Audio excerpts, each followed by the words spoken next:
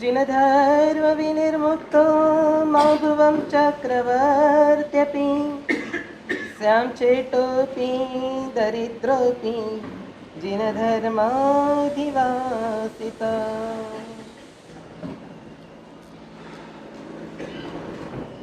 બે છોકરાઓ ઘરમાં જોર જોરથી લડી રહ્યા હતા. ઘમાસાણ યુદ્ધ ઉપર બંને જણા ઉતરી ગયા, કારણ કે બંનેને પોતાની જાત ઉપર ગર્વ હતો. બંને સગા ભાઈઓ હોવા છતાં એકબીજા ઉપર તૂટી પડ્યા, બાયો ચડાવી દીધી અને એકબીજા જોડે અભદ્ર વ્યવહારની અંદર, અભદ્ર વાણીની અંદર વાતચીત કરવાની ચાલુ કરી. વાત કરતા કરતા કરતા કરતા કરતા એક ભાઈએ જોરથી ચિલ્લાયું, વધારે અવાજ કરતો નહીં,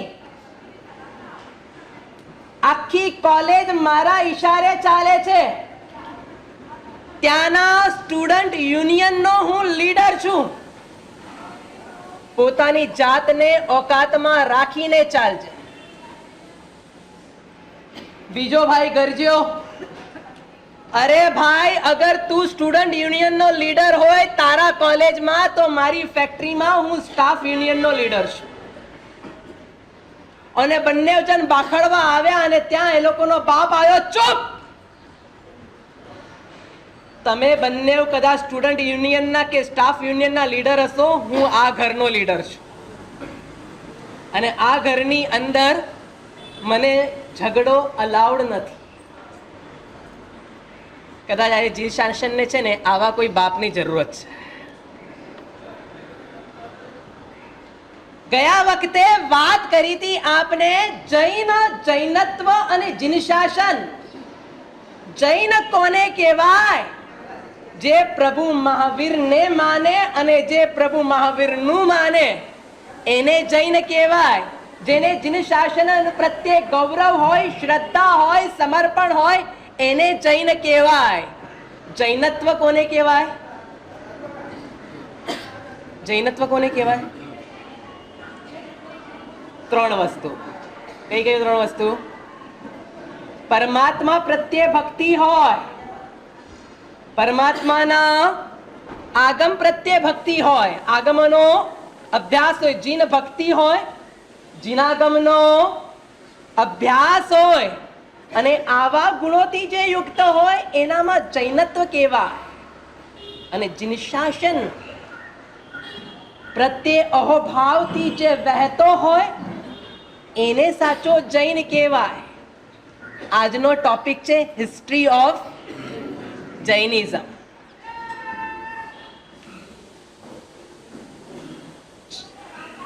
આજે તમે બધા અહીંયા બેઠા છો, નિશાળી, તમારું નામ શું? શીતલભાઈ. તમારા પપ્પાનું નામ? વિમલભાઈ. તમારા દાદાનું નામ? એમના પપ્પાનું નામ? નિહાલચંદજી. એમના પપ્પાનું નામ? માનચંદજી. એમના પપ્પાનું નામ? 5 પેઢી યાદ છે તમને. હરેશભાઈ, તમારી કેટલી પેઢી યાદ છે? 4-5 પેઢી યાદ છે. કાકાજી, તમારી પેઢી કેટલી યાદ છે? 7 પેઢી. થોડું વધી ગયું. તમને ગ્રહસ્થોમાં, શ્રાવકોમાં 2 પેઢી, 5 પેઢી, 7 પેઢી એટલે શું થઈ જાય? લિમિટ થઈ જાય. આજે મારે તમને જીન શાસનની 77 પેઢીની વાત કરવી છે. પ્રભુ મહાવીર થી લઈને આજ સુધીના મહાપુરુષોના ઇતિહાસથી અવગત કરવા છે. 2500 વર્ષમાં કેટલા ચઢાવ અને ઉતારોમાંથી આ જીન શાસન પાસ થયું છે એના માટેની વાત કરવી છે. આજે જીન શાસન આપણે ભલે વિશ્વ શાસન કહેતા હોઈએ પણ ઘણું બધું સીમિત બની ગયું છે. જીન શાસન ભલે આપણે વિશ્વ શાસન ગણતા હોઈએ પણ આજે શું થઈ ગયું છે?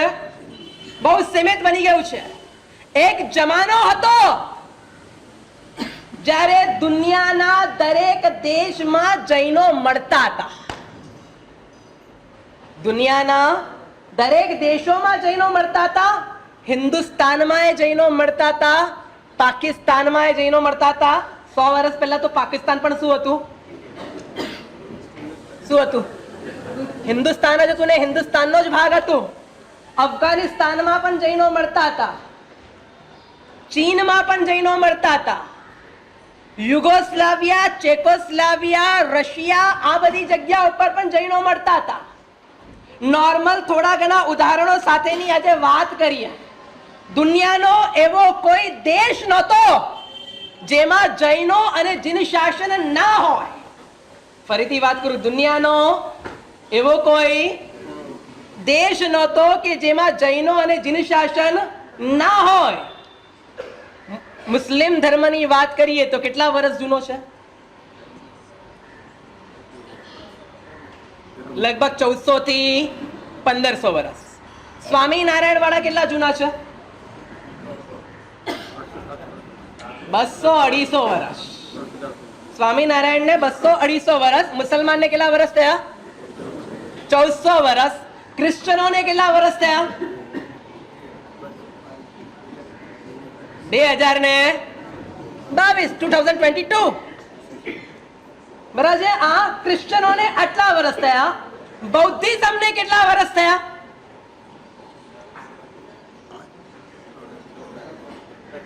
બૌદ્ધિઝમને કેટલા વર્ષ થયા? પ્રભુ મહાવીરના વખતમાં જ ગૌતમ બુદ્ધ થયા. 2500-2600 વર્ષ. એના કરતા વધારે વર્ષ એમને નથી થયા. હિન્દુઝમને કેટલા વર્ષ થયા?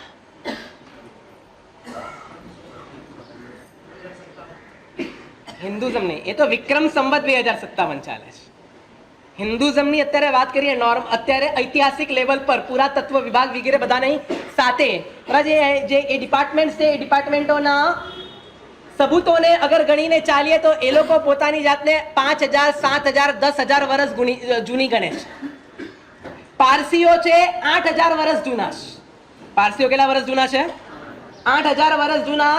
ઈરાનના પારસીઓ કેવા? હવે એટલું પૂછું, જૈનો કેટલા જૂના છે?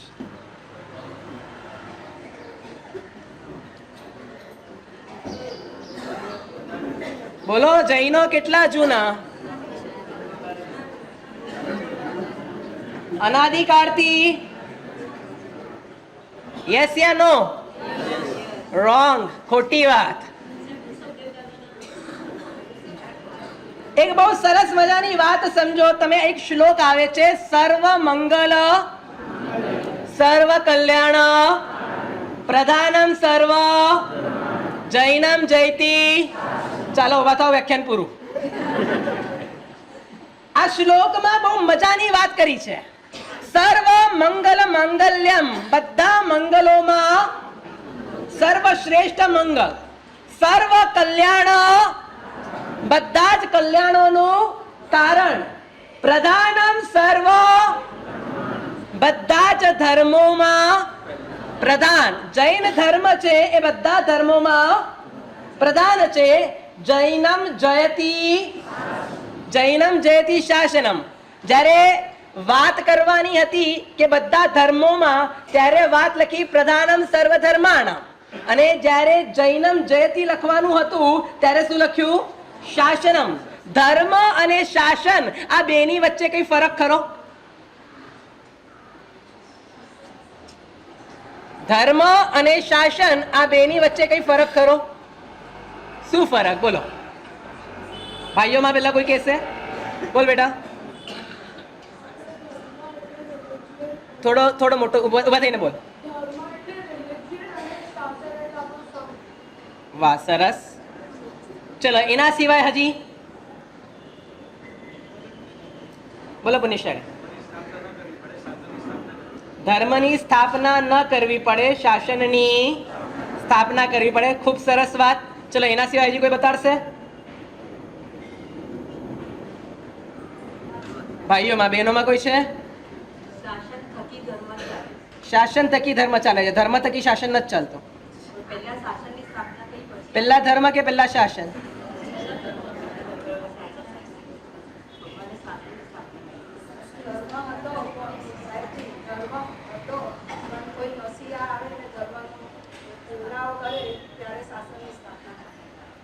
ખૂબ સરસ. બધા જેટલા જવાબ આપે ને પેરેલલ ટુ સાચા જ છે, પરંતુ આપણે એક ડેફિનેશન લેવલ પર આવીએ.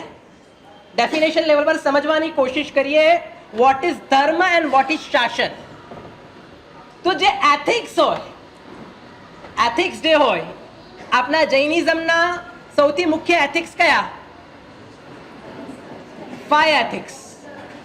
હિંસા ન કરવી, झूठ न बोलવું, ચોરી ન કરવી, બ્રહ્મચર્યનું પાલન કરવું અને અપરિગ્રહ.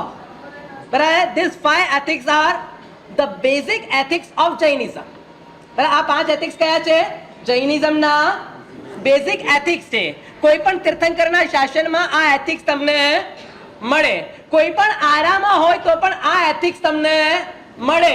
કોઈ પણ ક્ષેત્રમાં હોય, કોઈ પણ ક્ષેત્રમાં, ભરત ક્ષેત્ર હોય, ઐરાવત ક્ષેત્ર હોય કે મહાવિદ્ય ક્ષેત્ર હોય, દરેક ક્ષેત્રની અંદર આ એથિક્સ તમને મળે. આ એથિક્સ અને એના સિવાય બાકી જેટલી પણ વિધિઓ, પરંપરાઓ, બાકી જેટલી પણ બધી વસ્તુઓ છે એ બધો જ ધર્મનો ભાગ છે, એથિક્સનો ભાગ છે. આ 5 વસ્તુની શુદ્ધિ અને પરિપાલના માટે આ બાકી બધી વિધિઓ કરવાની છે. સામાયિક પ્રતિક્રમણ, રાત્રિભોજન ત્યાગ, અભક્ષ્યનો ત્યાગ, દીક્ષા, પૌષધ, ઉપદાન, આ બધું અલ્ટિમેટલી આ 5 મહાવ્રત કે 5 અણુવ્રત એની પરિપાલના અંતર્ગત બધું આવી જાય. તો એથિક્સ જે છે એને ધર્મ કહેવાય. એથિક્સને શું કહેવાય? એથિક્સને ધર્મ કહેવાય. પણ એથિક્સને ઇમ્પ્લિમેન્ટ કરવા માટેની જે વ્યવસ્થા હોય એને શાસન કહેવાય. ફરીથી, ધર્મ કોને કહેવાય? એથિક્સ જેટલા છે બધાને શું કહેવાય છે? ધર્મ કહેવાય. પણ એ એથિક્સને કયા જમાનામાં કેવી રીતે ઇમ્પ્લિમેન્ટ કરવા અને એ વ્યવસ્થા જેને સ્થાપિત કરે, સ્થાપિત કરનાર તીર્થંકર કહેવાય અને સ્થાપિત થનાર શાસન કહેવાય. તો ધર્મ અનાદિ અનંત છે.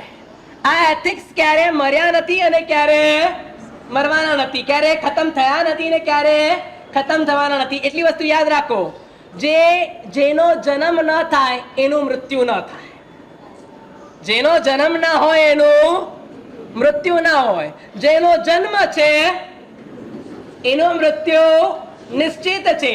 ધર્મ અનાદિ અનંત છે.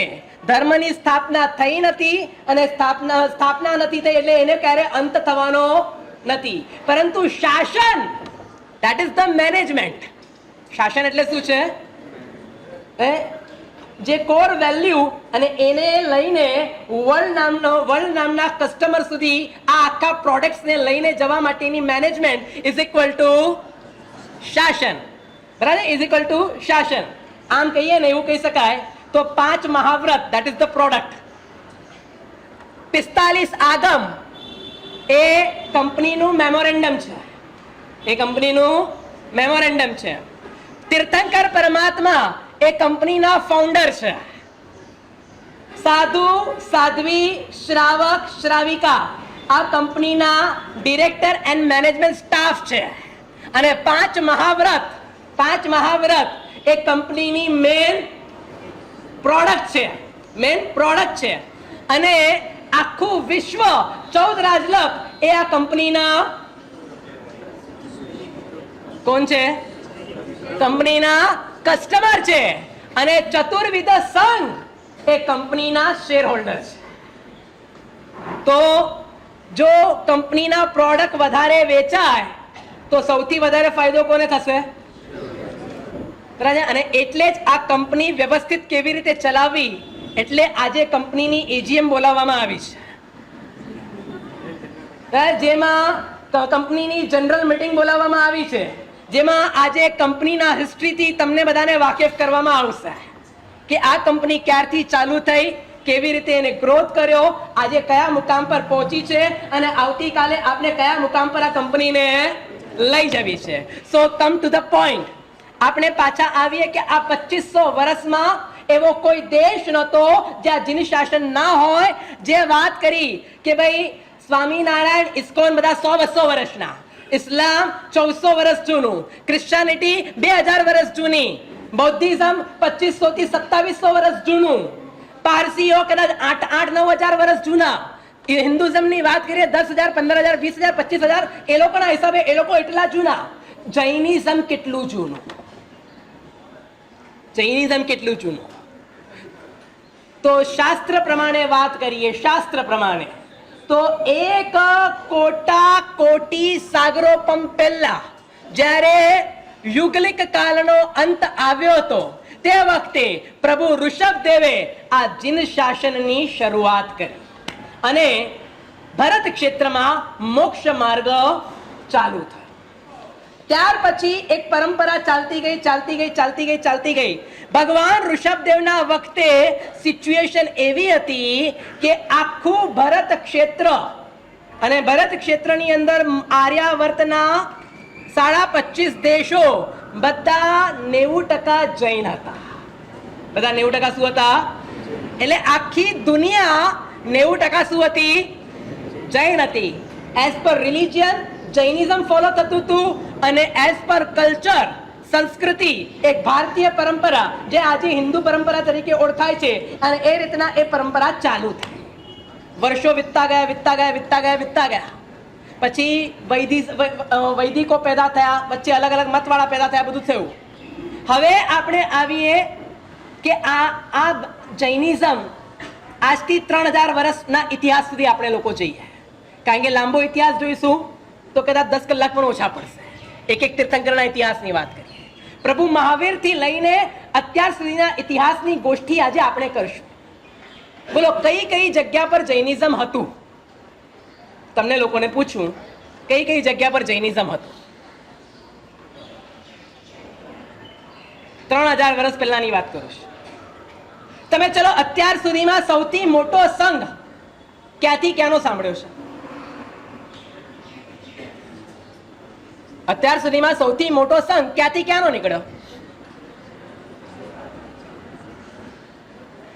છેલ્લા 3000 વર્ષની અંદર તમે સાંભળ્યું છે સૌથી મોટો સંઘ કોનો? આબુ સંઘવીનો ના. એક સંઘ કહેવાય છે વિક્રમાદિત્યનો સંઘ. કયો સંઘ કહેવાય છે? વિક્રમાદિત્યનો સંઘ.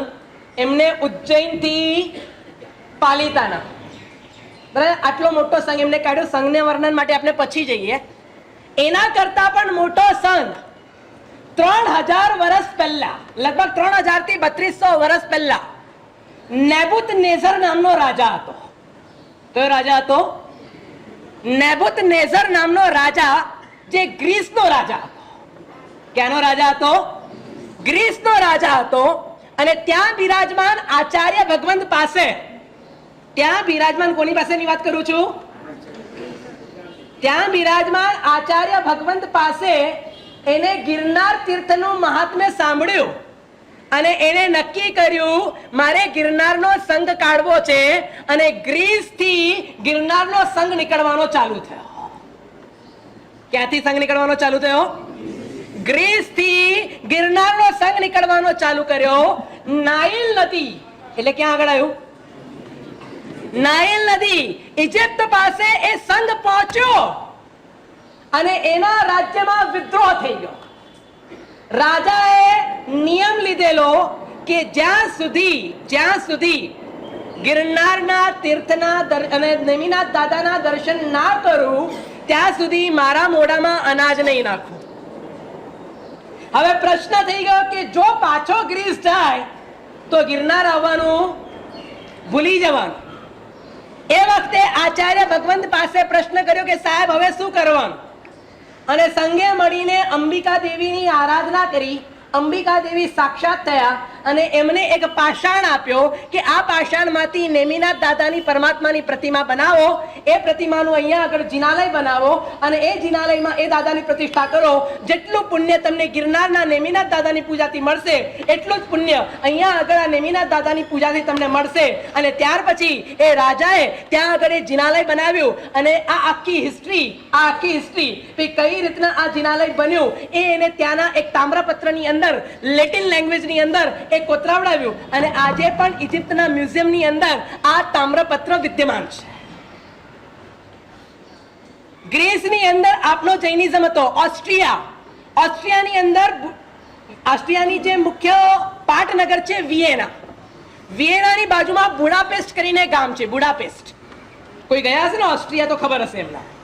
બુડાપેસ્ટ કરીને ગામ છે. એ બુડાપેસ્ટ ગામમાં એક ખેડૂતના ઘરે ખેડૂતના ખેતરમાંથી આખું ને આખું 52 જિનાલય બહાર નીકળ્યું છે. શું બહાર નીકળ્યું છે? આખું 52 જિનાલય બહાર નીકળ્યું છે. અમેરિકાની અંદર, દક્ષિણ અમેરિકાની અંદર સિદ્ધ ચક્રના ગટ્ટા બહાર નીકળ્યા છે. જ્ઞાન સુંદરજી મહારાજ કરીને 100-150 વર્ષ પહેલા એક મહારાજ થઈ ગયા. મૂર્તિ પૂજા કા ઇતિહાસ નામની એમને ચોપડી લખી છે અને એની અંદર એમને ઉલ્લેખો કર્યા છે કે અમેરિકા, આફ્રિકાના બધા દેશોના નામ લીધા છે. આટલા દેશોમાંથી અલગ અલગ જગ્યાએથી પરમાત્માની પ્રતિમાઓ મળી છે.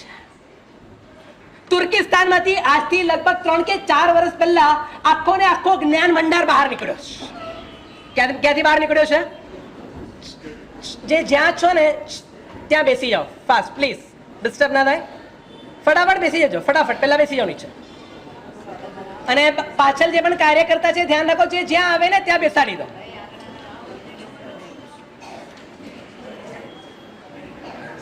વ્યાખ્યાનમાં મારે બોલવાનું છે, બાકી કોઈએ બોલવાનું શરૂ નથી કરવું. ઠીક છે?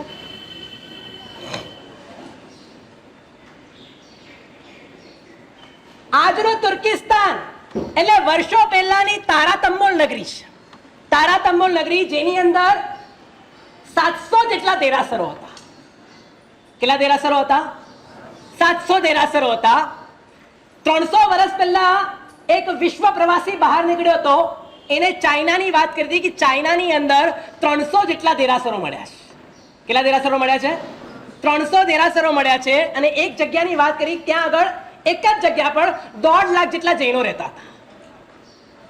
કેટલા જૈનો રહેતા હતા? 1.5 લાખ જેટલા જૈનો રહેતા હતા. પુણ્યશાળી એક એક જગ્યાની વાતો કરીશું ને, ચાઇનામાં તો કે જૈનિઝમ મળશે. ચાઇનાની જે ઝેન પરંપરા છે, ચાઇનાની જે ઝેન પરંપરા છે પેરેલલ ટુ જૈનિઝમ છે. પેરેલલ ટુ જૈનિઝમ છે. આ ઝેન પરંપરા નીકળી કેવી રીતે? તો કે જૈનમાંથી શું બની ગયું? જૈનમાંથી ઝેન બની ગયું. એ જ રીતે તુર્કિસ્તાનમાં જાઓ, ત્યાં અલ-ઝૈની કરીને એક પંથ ચાલે છે. અલ એટલે કે અલ્લાહ અને ઝૈની એટલે અલ્લાહના જૈનો. અલ્લાહના જૈનો અલ-ઝૈની કરીને એક આખી એ લોકોનો પંથ ચાલે છે. લગભગ આજથી 60 વર્ષ પહેલા સતીશ જૈન કરીને એક પુણ્યશાળી વિશ્વ યાત્રા માટે નીકળ્યા હતા અને એ લગભગ આ તુર્કિસ્તાન આસપાસના પ્રદેશમાં પહોંચ્યા અને ત્યાં આગળ આ અલ-ઝૈની શાખાવાળાને મળ્યા અને બંને જણો વચ્ચે જ્યારે વાત થઈ, ઓલાએ કીધું અમે લોકો માંસ, એટલે સતીશ જૈને કીધું અમે લોકો માંસ નથી ખાતા. ઓલાએ કીધું હમ ભી માંસ નહીં ખાતે. ઓલાએ કીધું અમે લોકો કંદમૂળ નહીં ખાતા. આગે હમ ભી કંદમૂળ નહીં ખાતે. પેરેલલ ટુ આપણું અને એમનું બંનેનું છે ને બધી વ્યવસ્થાઓ સેમ નીકળી. ઓલો વિચાર કરે કે જૈનો અમારા પરંપરામાંથી નીકળ્યા છે અને ઓલો સતીશ જૈન કે તમને તો 1400 વર્ષ થયા, અમે લોકો હજારો વર્ષોથી છે, તો તમે અમારામાંથી નીકળ્યા કે અમે તમારામાંથી નીકળ્યા. હજી એનાથી આગળ વધીને વાત કરીએ. વર્ષો પહેલાની વાત છે. વર્ષો પહેલાની વાત છે. લગભગ 100 થી 125 વર્ષ પહેલાની એક સત્ય ઘટના કે એક જૈન યુવાન અહીંયા આગળ એને કુરાને શરીફ શીખી, સુન્નત કરાવડાવી, બાકી બધું જ કર્યું અને આગળ વધતો આરબ કન્ટ્રીઓમાંથી થતો મક્કા મદીના પહોંચ્યો. ક્યાં આગળ પહોંચ્યો? Mecca Medina. અને મક્કા મદીનાની અંદર વૈશાખ એની અંદર આગળ વધતા ત્યાંનો જે મૌલાના હતો એ મૌલાનાનો રાઈટ હેન્ડ બની ગયો. એ લોકોની અલગ અલગ એક્ઝામ્સ હોય અને લાસ્ટ એક્ઝામ્સ એવી હોય કે એ લોકો મોઢું ખોલાવડાવે. મોઢું ખોલે અને જે મૌલાના હોય એના મોઢામાં થૂકે અને જો એને થોડી આછી પણ કંપારી થઈ તો ત્યાંની કતલ થઈ જાય. એ આ બધી જ એક્ઝામમાંથી પાસ થયો અને બધી એક્ઝામમાંથી પાસ થઈને એ ત્યાં મૌલાનાનો રાઈટ હેન્ડ બન્યો. અને વૈશાખ સુદ तीज નો દિવસ આવ્યો એટલે મૌલાનાએ કીધું ચલ आज हमको कुछ अल्लाह की बंदगी करनी है. અને જે ત્યાંના કાબા કહેવાય ને, કાબા એટલે છે શું? પથ્થર છે, પગલા છે. એ લોકો એવું માને છે અલ્લાહે સૌથી પહેલા પગ ક્યાં આગળ મૂક્યા હતા ધરતીમાં? આ કાબાની જગ્યા, અને ત્યાં આગળ આ આખો પથ્થર બનાવવામાં આવ્યો. આપણે એની વાત પછી કરીએ, પહેલા આ છોકરાની વાત કરીએ કે પુણ્યશાળી એ પોતે ઓલા મૌલાનાએ કીધું કે આજ हमको अल्लाह की कुछ विशेष बंदगी करनी है. એને કીધું ઓકે, અને એક જગ્યાથી ભોયરું ખોલ્યું, ત્યાંથી અંદર ગયા, ત્યાં આગળ દીવો કર્યો, બીજું ભોયરું, ત્રીજું ભોયરું, ચોથું ભોયરું, 6 ભોયરા પાસ કર્યા. 6 ભોયરા પાસ કરીને હજી 7મું ભોયરું ખોલ્યું, અને 7મું ભોયરું ખુલ્યું, અને આખું ઝગઝગાટ કરતું એવો આખો કમરો દેખાયો. અંદર પ્રવેશ કર્યો, અને એ છોકરાએ જોયું કે વિશાલ એવી આદિનાથ દાદાની પ્રતિમા હતી. કોની પ્રતિમા હતી? વિશાલ એવી આદિનાથ દાદાની પ્રતિમા હતી. ઓલાએ ત્યાં આગળ મુખકોશ બાંધ્યો, ચંદન ઘસ્યું, અષ્ટ પ્રકારી પૂજા કરી, નમાઝ પડી, અને ત્યાંથી પાછા આવ્યા અને કીધું ऊपर का जो भी करतब दुनिया में चलता है ना, वो ये नीचे वाले के कारण चलता है. ऊपर वाले का करतब जो भी चल रहा है वो ये नीचे वाले के कारण चलता है. આ છોકરાનું દિમાગ કામ ન કરે, કે ભાઈ ये क्या हो गया, અને ગમે તેમ કરીને એ છૂટ્યો, એ ત્યાંથી ભાગ્યો કે આ વસ્તુ હું દુનિયા સુધી લઈને જાઉં. અને એને પોતાની નોટ લખી, પોતાના એક દોસ્તાર સુધી પહોંચાડી, અને એટલી વાત કરી કે જો ભાઈ હિન્દુસ્તાન સુધી પહોંચી જાઉં તો સમાચાર બધાને આપીશ, ન પહોંચ્યા તો અલ્લાહ હાફિઝ. અને એ લગભગ એશિયામાં પહોંચે એના પહેલા તો એને પકડી પાડવામાં આવ્યો, ખતમ થઈ ગયો. પણ એ સમાચાર વહેતા હિન્દુસ્તાન સુધી પહોંચ્યા. પુણ્યશાળી, આવી તો કેટલીય ઘટનાઓ બહારના દેશોની છે, જ્યાં આગળ આપણે જૈનો હતા એના ઘણા બધા પુરાવાઓ મળે છે. હવે વાત કરીએ અલ્લાહના જે પગલાની વાત કરીએ, પગલા, આ પગલા એકચ્યુઅલી પગલા કોના છે? આદિશ્વર ભગવાનના પગલા છે. ક્યારના પગલા છે આદિશ્વર ભગવાનના? ક્યારના છે? તો એવું કહેવાય છે જે તુર્કિસ્તાનનો આખો પ્રદેશ, આરબનો આખો પ્રદેશ, એ પ્રદેશ એટલે બહલી દેશ હતો. કયો દેશ હતો? બહલી. અને ત્યાંનો રાજા હતો બાહુબલી. ત્યાંનો રાજા કોણ હતો? બાહુબલી ત્યાંનો રાજા હતો. પરમાત્મા ઋષભદેવ પોતાની છદ્મસ્ત અવસ્થામાં વિહાર કરતા એ બહલી દેશમાં આવ્યા. રાતના કૌશક ધ્યાનમાં રહ્યા. બાહુબલીને સમાચાર મળ્યા કે મારા પિતાશ્રી રાજા ઋષભદેવ અને હવે ઋષિ ઋષભદેવ, પ્રભુ ઋષભદેવ મારી નગરીની બહાર પધાર્યા છે. એને વિચાર કર્યો કે અદ્ભુતમાં અદ્ભુત રીતે મારે મારા પરમાત્માનું સામયું કરવું છે. એટલે એને રાતના તડામાર તૈયારીઓ કરી. વિચાર્યું ભાઈ આવતીકાલે એવી વૃદ્ધિ સાથે મારા ભગવાન પાસે જાઉં, ભગવાનને પણ લાગે કે મારા દીકરાએ મારા માટે કંઈક કર્યું છે. અને બીજે દિવસે સવારે લાખો પ્રજાજનો અને લાખોની સેના સાથે સામયું લઈને એ જ્યારે પહોંચ્યો, ભગવાન ઋષભદેવનો વિહાર થઈ ગયો હતો. ભગવાન ઋષભદેવનો શું થઈ ગયો હતો? વિહાર થઈ ગયો હતો. એને એવો ઝટકો લાગ્યો કે ભગવાન, હું આટલું બધું લઈને આવ્યો અને તમે મને છોડીને ગયા. અને જોરથી ચિલ્લાવ્યો, આદિનાથ.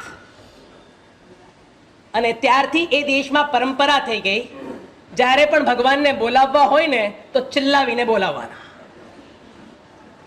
સમજી શકો ને મારી વાતને?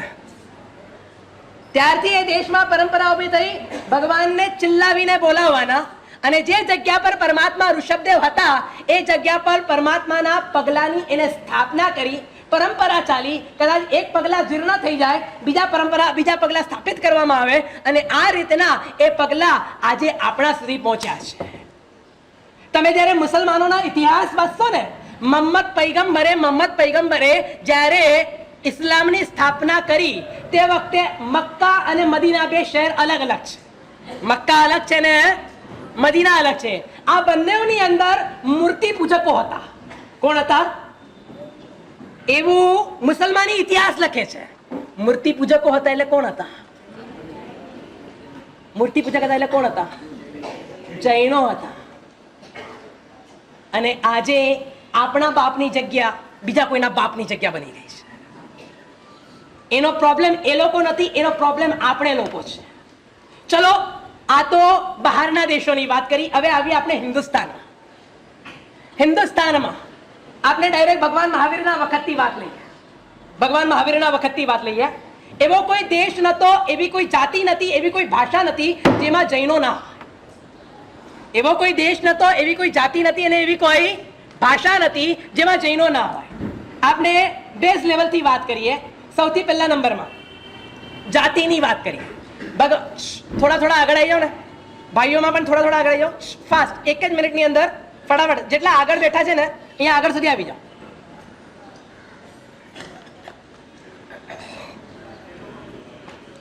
બહેનોની અંદર પણ થોડા થોડા સાજરી થોડા આગળ પધારી જશે, બધાને સારું પડશે.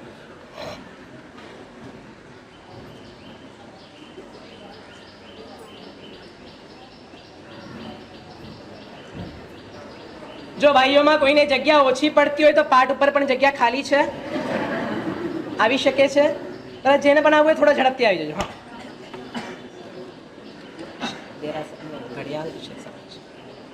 ચાલો,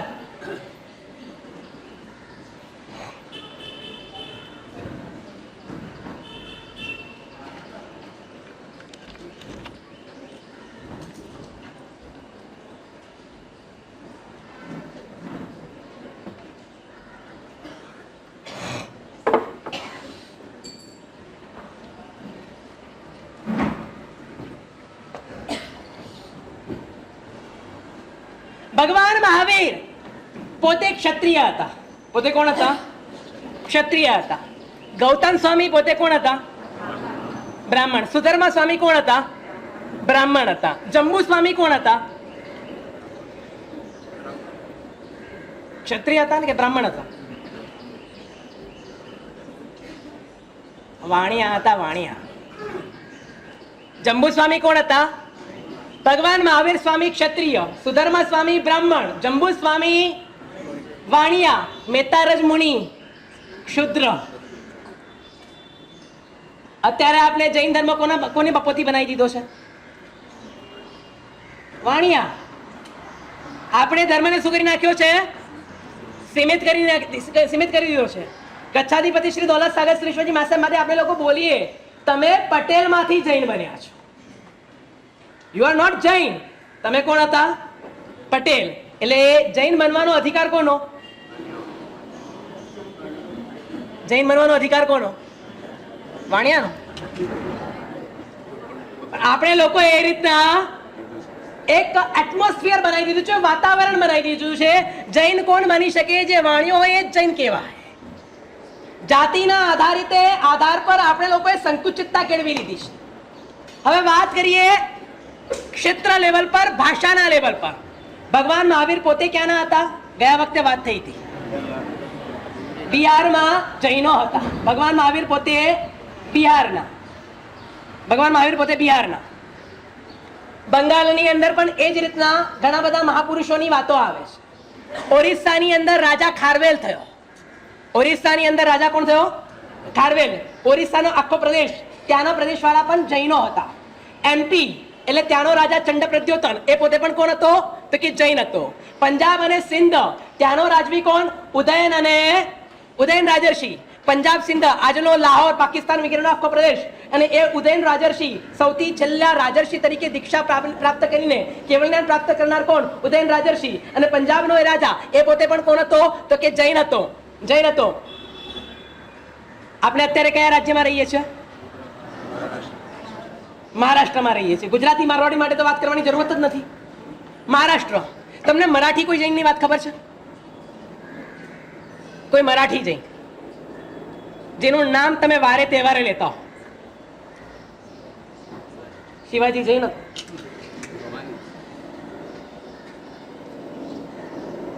ચલો, ખબર છે કે નહીં? યસ યા નો?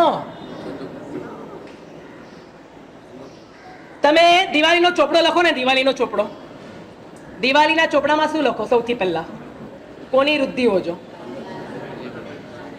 કોની વૃદ્ધિ હોજો? ખાલી એટલું લખો, શાલીપત્રની વૃદ્ધિ હોજો. શું લખો તમે? ધનના શાલીપત્રની વૃદ્ધિ હોજો. શાલીભદ્રજી ક્યાંના? તો કે રાજગૃહી નગરીના. એ બોર્ન અને બ્રોટઅપ બંને ત્યાંના. ધન્નાજી ક્યાંના? ધન્નાજી ક્યાંના? તો તે વખતનું નગર કહેવાય છે પ્રતિષ્ઠાનપુર. તે વખતનું નગર કયું કહેવાય છે? પ્રતિષ્ઠાનપુર. અને આજની લેંગ્વેજમાં એને કહેવાય છે પંઢરપુર. આજની લેંગ્વેજમાં એને શું કહેવાય છે? પંઢરપુર. પંઢરપુર ક્યાં આગળ આવ્યું? મહારાષ્ટ્રમાં. ધન્નાજી પોતે કોણ હતા? મરાઠી જૈન હતા. મરાઠી. કોણ જૈન હતા?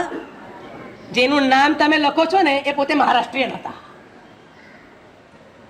પંજાબી પણ જૈન હતા, બંગાળી પણ જૈન હતા, બિહારી પણ જૈન હતા, ઓડિસી પણ જૈન હતા, ઓરિસ્સા વાળા પણ જૈન હતા, બરાબર, એમપી વાળા પણ જૈન હતા, ગુજરાત વાળા પણ જૈન હતા, રાજસ્થાન વાળા પણ જૈન હતા, પાકિસ્તાની પણ જૈન હતા, અફઘાનિસ્તાની પણ જૈન હતા, નેપાળી પણ જૈન હતા, તિબેટિયન પણ જૈન હતા, ચાઇનીઝ પણ જૈન હતા, આફ્રિકન પણ જૈન હતા, અમેરિકન પણ જૈન હતા, આરબીએન પણ જૈન હતા. વર્લ્ડની અંદર એવી કોઈ કોમ નથી જે જૈન નહોતી, પરંતુ આપણા લોકોની સંકુચિતતાના કારણે આખો જૈનિઝમ સંકુચિત બની ગયો.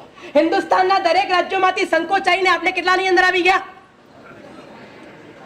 ખાલી 2 રાજ્યો. ખાલી 2 રાજ્યો. કયા? ગુજરાત અને મહારાષ્ટ્ર નહીં, રાજસ્થાન. અહીંયા તો બહારથી આવીને વસેલા છો. અહીંયા તો બહારથી આવીને વસેલા છો. આ આખા જૈનિઝમને સંકુચિત આપણે લોકોએ કરી લીધું. કેમ કે આપણે આપણો ઇતિહાસ ભૂલી ગયા, આપણે આપણી હિસ્ટ્રી ભૂલી ગયા, અને આ હિસ્ટ્રી ભૂલવાના કારણે નવા ઇતિહાસનું સર્જન અટકી ગયું છે. ગ્રીન સ્મિથ નામનો એક અંગ્રેજ ઇતિહાસકાર પોતાના ઇતિહાસની ચોપડીમાં નોંધ લખે છે, 2000 years ago India had a 60 crore Jainas. 2000 साल पहले भारत के पास कितने जैन थे? 60 करोड़ जैन थे. और आज जैनों की तादाद कहां पे पहुंच गई? ऑफिशियली 45 लाख, और अगर आपकी लैंग्वेज में बात करो तो 1 से 1.25 करोड़. हम लोग 60 करोड़ से कहां तक आ गए? 1 करोड़ तक. किसी के मन में कभी सवाल हुआ कि ये 59 करोड़ जैन कहां पे गए? हिंदुस्तान के अंदर इतनी जैनों की तादाद थी वो भी किसी को नहीं पता. हम लोग कहां कहां पे बसे हुए थे वो भी किसी को नहीं पता. हमारे पुरखे कहां से आते थे वो भी हमको नहीं पता. हमको तो सिर्फ क्या पता है, 1 तिथि 2 तिथि 3 थी 4 थी, उससे ज्यादा कुछ नहीं. गुजराती और मारवाड़ी उससे ज्यादा कुछ नहीं.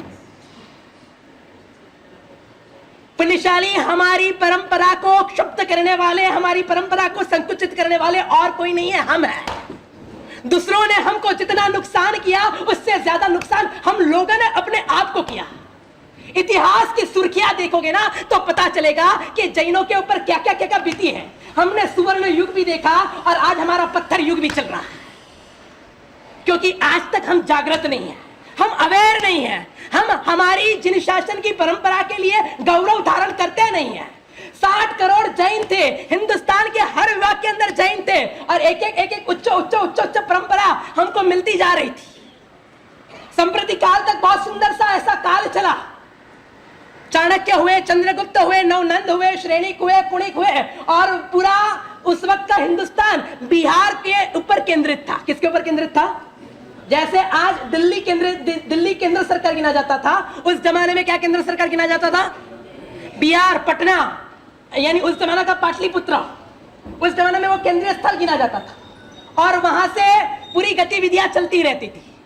संप्रति महाराजा एक ऐसे महाराजा हुए जिन्होंने जैनिज्म को पूरे वर्ल्ड में फैलाना चाहा.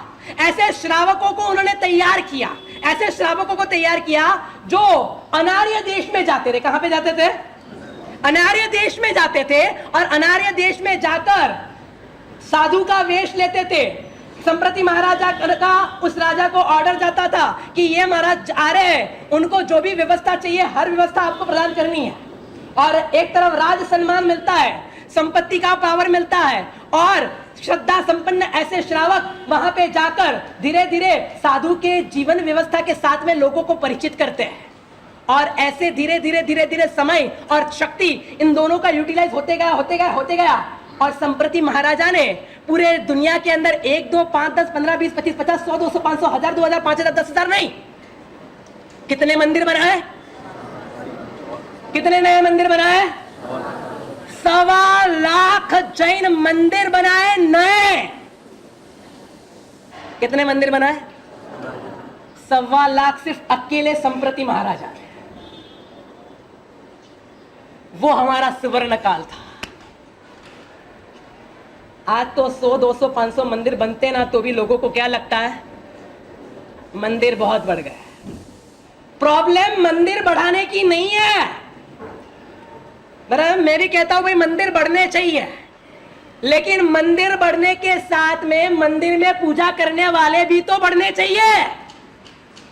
आज मंदिरों की संख्या बढ़ाने के लिए होड़ लगी हुई है, लेकिन पूजा वालों की संख्या बढ़ाने के लिए होड़ कितनी लगी है?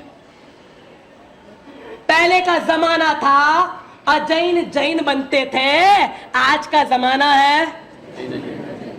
वाह, वापस कैसे गर्व से बोल रहे हैं ना। पहले का जमाना था अजैन जैन बनते थे, आज का जमाना क्या आ गया? जैन धीरे धीरे अजैन बनना चालू। 500 भगवान महावीर को निर्वाण को 400 या 500 साल बीते और जैनों के ऊपर एक भयानक आक्रमण आया।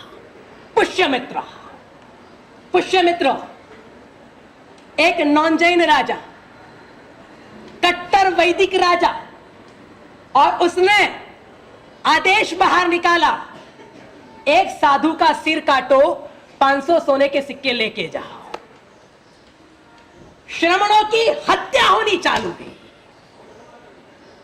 हम लोग हमेशा डिफेंसिव रहे। हम लोग हमेशा कैसे रहे? आपने लोग हमेशा केवा રહ્યા છીએ? आपने लोगों क्યારે બહાર આક્રમણ કરતા નથી? आपने लोगों શું કરીએ છીએ? बचते रहो, बचते रहो, बचते रहो, मार खाते रहो, बड़ी ताकत के साथ पीछे हट करते रहो। અને આ રીતના એ શ્રમણોની હત્યાની પરંપરા ચાલુ। અને તે વખતે ખારવેલ બહાર નીકળ્યો ઓરિસ્સાથી। ખારવેલ ઓરિસ્સાથી બહાર નીકળ્યો અને આખી જે ગંગા નદી કહેવાય, એક પારથી બીજે પાર હાથીઓની આખી શૃંખલા ચાલુ કરી અને એના ઉપરથી એને સૈન્ય પસાર કર્યું અને એ સૈન્ય હુમલો કર્યો, પુષ્યમિત્રને દબાયો। કીધું કે આજ પછી અગર શ્રમણની હત્યા થઈ છે તો તું રાજા નહીં રહી શકે। અમુક રાજકીય સિચ્યુએશન એવી હતી કે એને રાજા રાખવો પડે, પણ એ રીતના એની રક્ષા કરવા, જીન શાસનની રક્ષા કરવા માટે ખારવેલ બહાર આવ્યો। જો ખારવેલ અને મહાગીરીજી મહારાજના શિષ્ય રત્નો આ બે જણ ભેગા ના થયા હોત તો તે વખતે કદાચ જૈનિઝમ ખતમ થઈ ગયું હોત। કારણ કે હંમેશા આપણે લોકો ડરતા આવ્યા છે। આપણે લોકો હંમેશા શું કરતા આવ્યા છે? ડરતા આવ્યા છે। ત્યાર પછી એક આક્રમણ થયું ગર્દબિલ્લ રાજાનું। કોનું આક્રમણ થયું? ગર્દબિલ્લ રાજા। ખબર છે ગર્દબિલ્લ રાજા કોણ?